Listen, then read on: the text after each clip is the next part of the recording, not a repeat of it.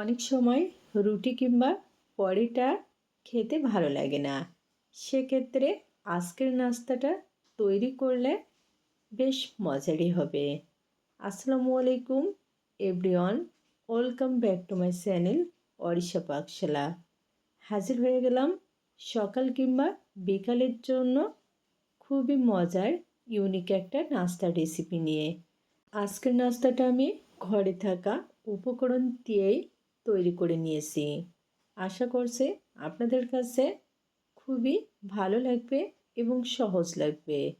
তাহলে চলুন দেখে নিই কীভাবে তৈরি করছি।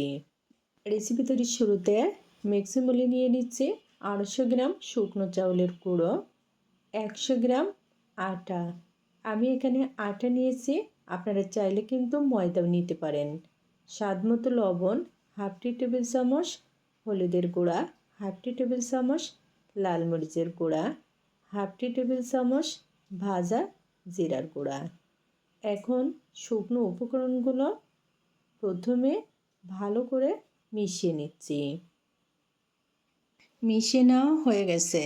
এখন এর ভিতরে দিয়ে দিচ্ছি পরিমাণ মতো পানি। সবটুকু পানি কিন্তু একসাথে দিব না, অল্প অল্প করে পানি দিয়ে একটা ব্যাটার তৈরি করে নিচ্ছি।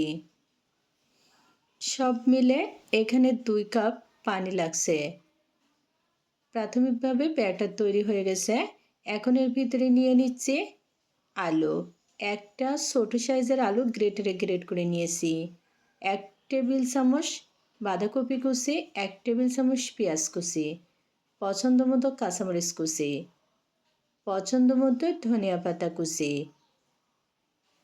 এখন আবারও সব উপকরণগুলো খুবই ভালো করে মিশিয়ে নিচ্ছি।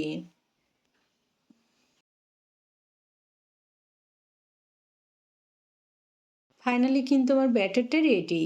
দেখুন এর ঘনত্বটা কেমন হবে। খুব বেশি পাতলা না, তুলনামূলকভাবে ঘন। প্যানে নিয়ে নিচ্ছি 1 টেবিল চামচ সাদা তেল। তেল গরম হয়ে গেছে, ব্যাটার দিয়ে দিচ্ছি। 1 চামচ করে ব্যাটার দিয়ে দিচ্ছি। নাস্তাগুলা মিডিয়াম সাইজের তৈরি করব।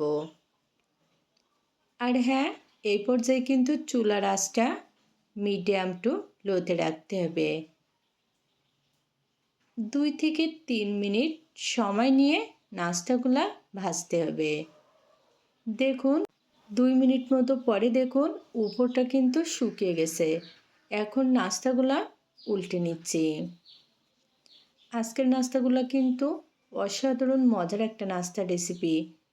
চাইলে কিন্তু আপনারা বিকালে চায়ের সাথে খাওয়ার জন্য এই নাস্তাটা তৈরি করে নিতে পারেন। খুবই মুখরোচক একটা নাস্তার রেসিপি। 2 থেকে 3 বার উল্টে পাল্টে নাস্তাগুলা কালারফুল করে ভেজে নিয়েছি। তাছাড়াও অনেক বেশি ক্রিস্পিও হয়েছে।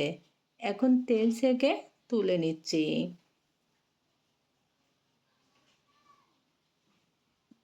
আজকে কিন্তু খুবই সহজভাবে সহজ রেসিপিতে মজার একটা নাস্তার রেসিপি আপনাদের সাথে শেয়ার করলাম।